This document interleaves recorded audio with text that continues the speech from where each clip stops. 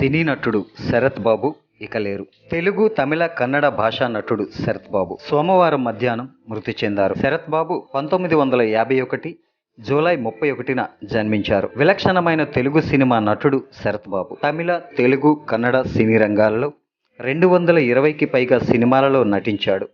కథానాయకుడిగానే కాక ప్రతినాయకుని పాత్రలు, తండ్రి పాత్రలు వంటి విలక్షణమైన పాత్రలను పోషించాడు. ఈయన అసలు పేరు సత్యనారాయణ దీక్షిత్.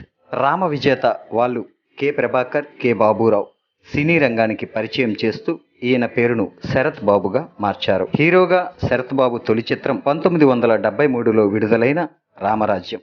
తరువాత కన్యవయసు చిత్రంలో నటించారు.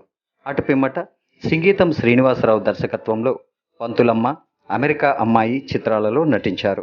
తరువాత తెలుగులో బాలచందర్ దర్శకత్వంలో విడుదలైన చిలకమ్మ చెప్పింది సినిమాలో నటించారు.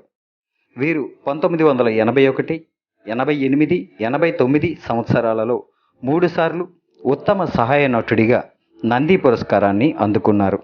మొదటిసారి సీతాకోక చిలుక, రెండవసారి ఓ భార్య కథ, మూడవసారి నీరాజనం సినిమాలకు తన నటనకు ఈ నందులు లభించాయి.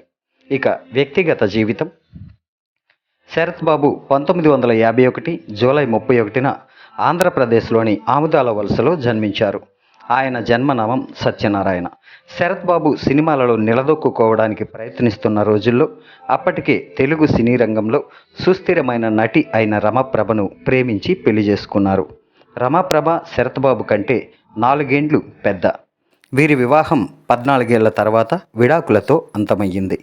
2007లో రమాప్రభ ఒక ఛానల్కు ఇచ్చిన ఇంటర్వ్యూలో, నేను ఆసరా కోసం పెళ్లి చేసుకుంటే శరత్ బాబు అవసరం కోసం పెళ్లి చేసుకున్నాడని, తమది పరస్పర అవకాశవాదపు పెళ్లి అని చెప్పింది.